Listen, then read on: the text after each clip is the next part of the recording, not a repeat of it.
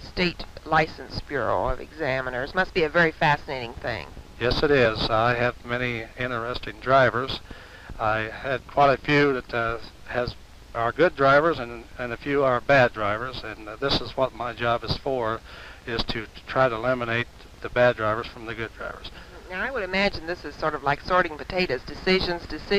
Right, as I have to make a lot of decisions, especially the older people, 75 or older. They depend on the car to take them to church or to the grocery store or the doctor, and this is really a problem when you take their license away from them. Now, recently there was some discrepancy in the driver's test. Can you explain how that came out? Yes, we had a lot of confusion on the test, on these signs, like merging traffic, for instance. They was confused whether it was under an information sign or warning sign. Now, which is it?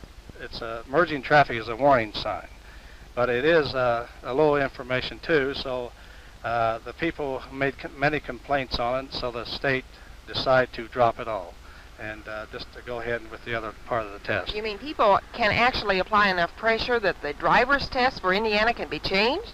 Right, it apparently did. They wrote to the state and had the license, had this stopped right away, and this is the problem we run into. All they had to do is read it in the manual, and they could see it right there and answer all their questions for them. Now, you would have had some interesting experiences when you take the drivers out in a car. I would assume it would be their car to give them the driver's test. Can you tell us about some of your experiences?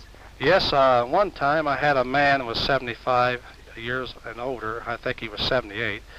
And we went to take our drive test, and his car was in the parking lot, and he had never driven a automatic transmission.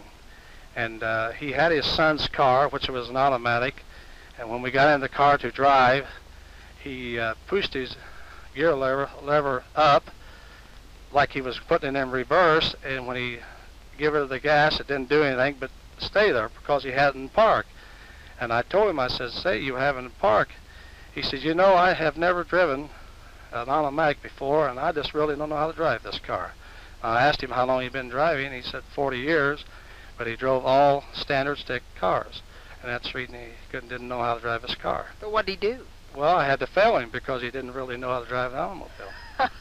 Now, have you ever run into anything with student drivers or with people who are applying for a license? Yes, I had one girl one time with had a milk truck was parked delivering milk in a resident area, and I said, there's a milk truck. I said, you better slow down. And she didn't. She ran into the rear of the milk truck, and of course the route man, he jumped out and said, say, you ought to take this lady's license away from her. She can't drive too good. And you hadn't even given it to her yet. She hadn't got on it yet, no.